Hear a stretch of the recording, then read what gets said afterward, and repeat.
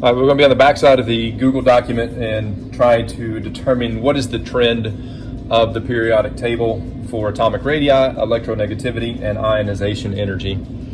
We have these disks that represent an element and the atom, and so we have going to start with atomic radii. And so make sure you have a periodic table. We're going to label and draw on the arrows. We always look at the trend from left to right as we move across the groups from group 1 to group 18. The trend will either increase or decrease when we do these definitions. And also we have an arrow moving from the top to the bottom, increasing the principal energy level or moving down within the periods. And again, our trend either increases or decreases.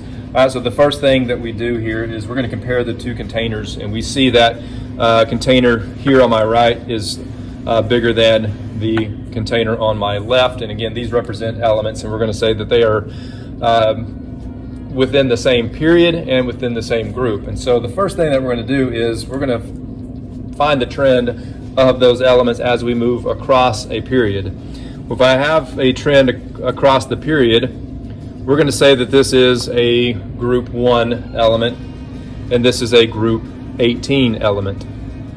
And so if you compare the trends in the actual size, you can see that one is larger than the other. But we're saying that this one here on the left is a group 1 element and this on the right is a group 18, but they're within the same period.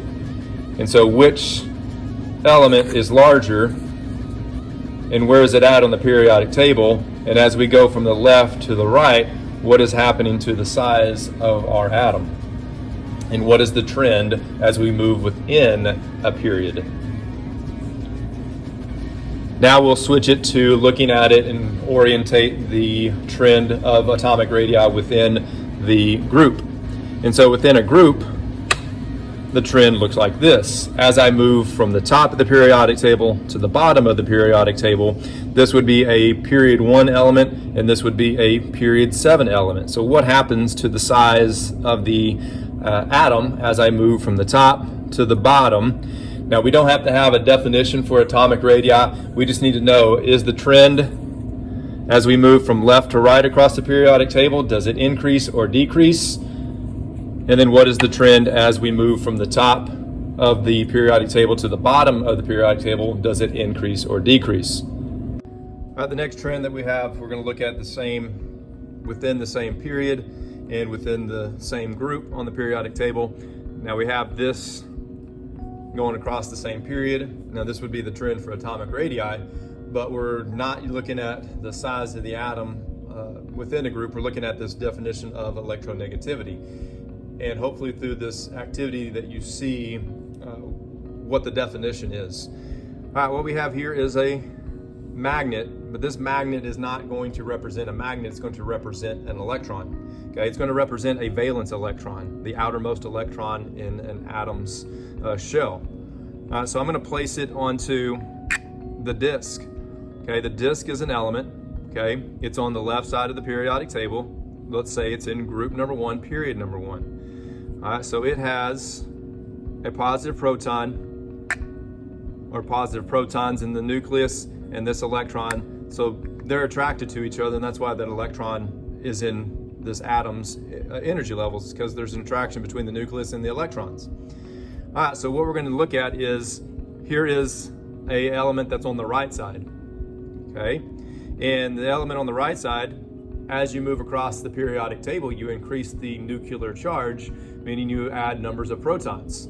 So when you add numbers of protons, you have more positive, and therefore you're going to have more attraction. So this is another element on the right side of the periodic table. Okay, so if we move the disk closer together, we're going to see what happens to that electron. Okay, we'll do it again.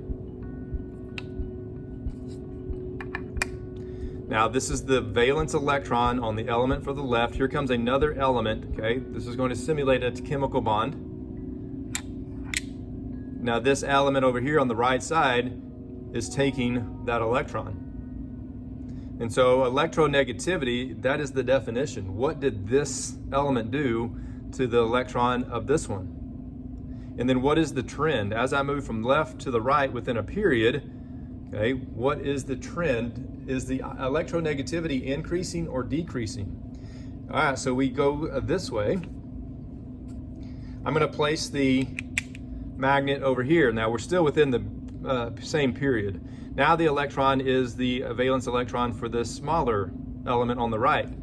Okay, now we're going to simulate a chemical bond.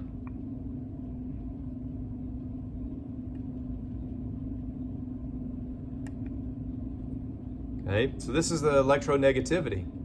Okay.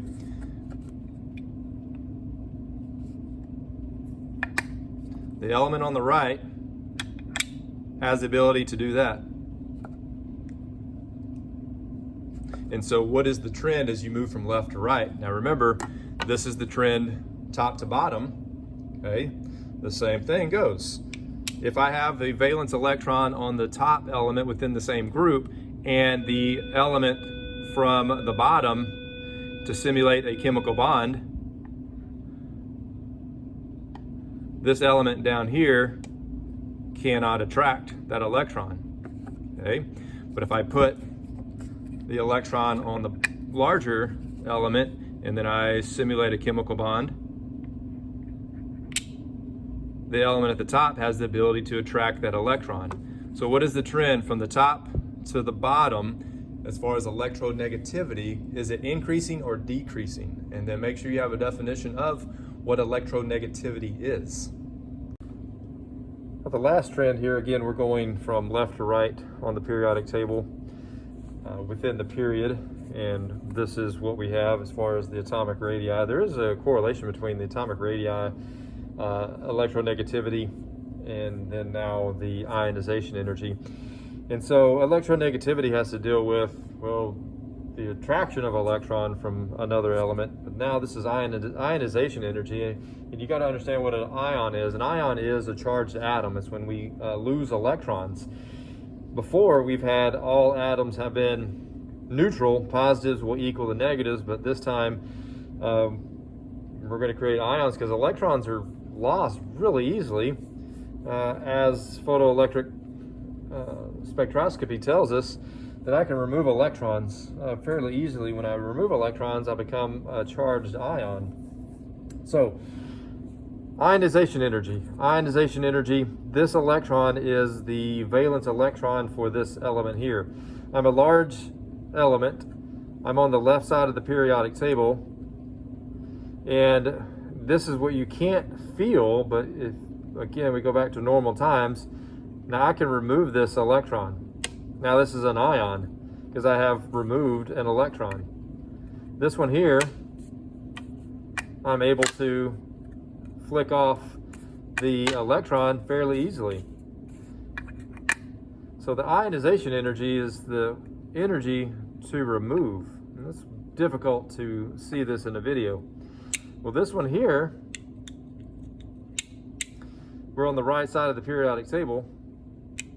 This right here, I feel the attraction between the nucleus and the electron. Remember, this is a valence electron, and we're going to try to remove this. Well, elements on the right side, well, it's very difficult to remove that electron. And if I do that, the electron's still on there. So it takes more energy with elements on the right side of the periodic table. So if I flip it and I go within the group, well, elements at the top